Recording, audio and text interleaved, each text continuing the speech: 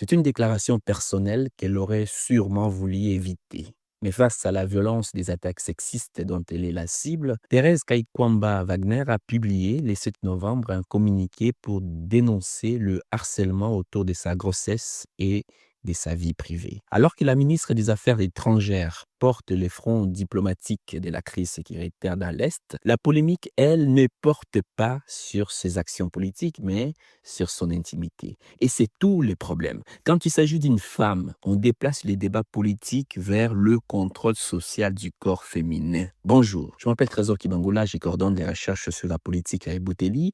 Vous écoutez le 45e épisode de la saison 5 des Ponabiso, le podcast d'Ebouteli et du groupe d'études sur les Congo GEC qui, chaque semaine, donne notre point de vue sur un sujet d'actualité en République démocratique du Congo. Ces attaques sexistes posent une question simple. Pourquoi, en politique, le corps des femmes devient-il un champ de bataille? Ce n'est pas propre au Congo ni à l'Afrique. Ces machismes persistants sévit ailleurs. Il y a presque 20 ans, en France, la grossesse de Rachida Dati, alors garde des Sceaux, avait déclenché spéculation et jugements moraux. Aujourd'hui, même schéma.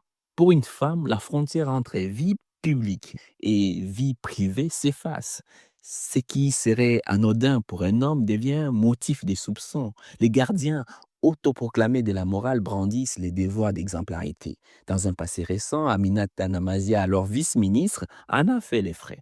Problème, cette exemplarité est à géométrie variable. On exige d'une femme d'être irréprochable sur deux sujets qu'on n'évoque jamais pour un homme. Son statut marital, sa maternité au bon moment, son apparence, sa disponibilité. Et au passage, on oublie commodement que beaucoup d'hommes politiques ont des vies privées tout aussi, j'ouvre le guillemet, non conformes, je les ferme aussitôt, sans jamais subir le même niveau de mise au pilori. En conséquence, la peur des rumeurs sur leur vie privée freine tant de jeunes personnalités féminines ambitieuses et potentiellement talentueuses.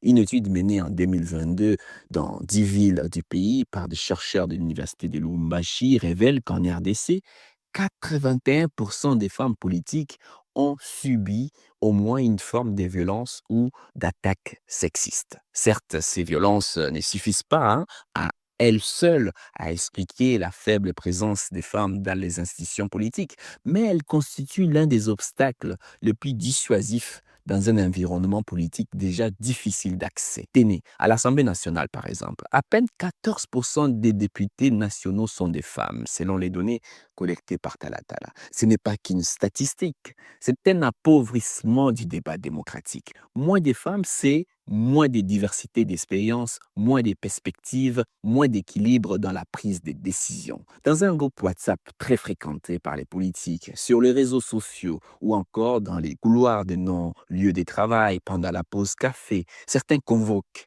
les valeurs africaines.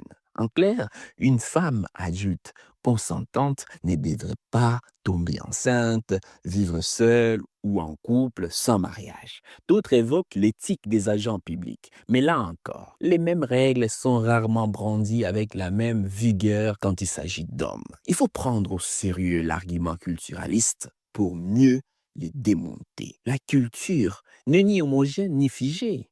Elle varie d'une province ou d'une région à une autre, d'une famille à l'autre.